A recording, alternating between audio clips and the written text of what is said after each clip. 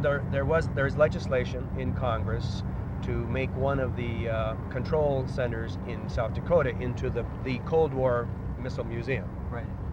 But one of our concerns, meaning of peace activists, is how is that thing going to be presented? Right. It was extremely important. It was no minor matter.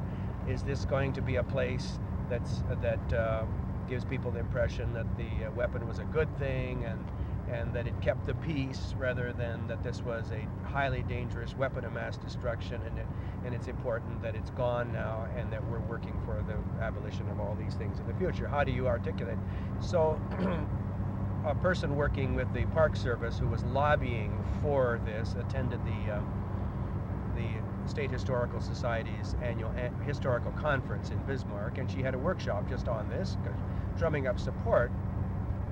So there I was, in my usual role to have to ruin the party, and it takes a certain amount of gall to always have to do that. And it was interesting how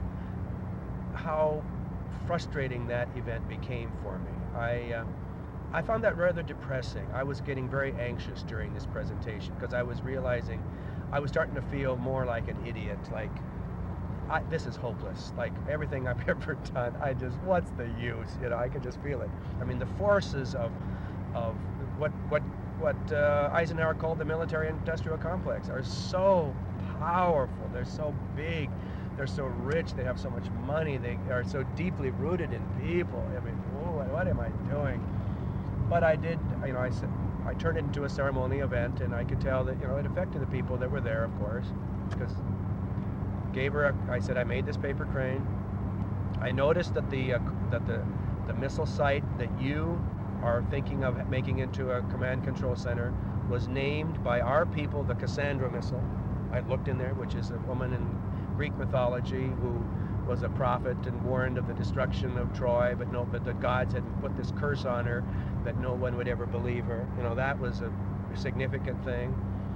I'll never forget that when I said to the group and to her that it was named the Cassandra missile, it was funny how I thought her face kind of blanched, because I don't know if she knew who Cassandra was, but I had a sense that what was going through her mind was sort of like, there's a whole world of this that I don't know anything about. And here she was, this nice person who works with the National Park Service,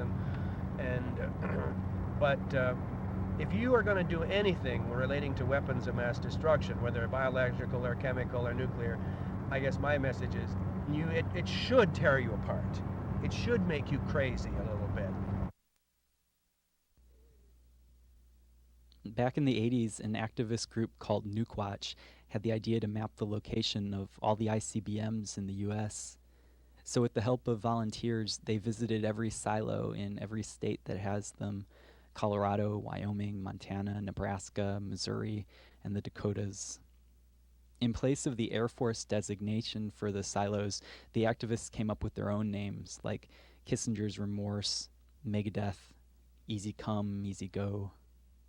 Brian Polachek, a member of the North Dakota Peace Coalition, took me out to Silo D4, midway between Bismarck and Minot. Brian named this missile Bloodle-Filth, a word he borrowed from James Joyce. Unlike the missiles in the eastern part of the state, the missiles around Minot are still in the ground.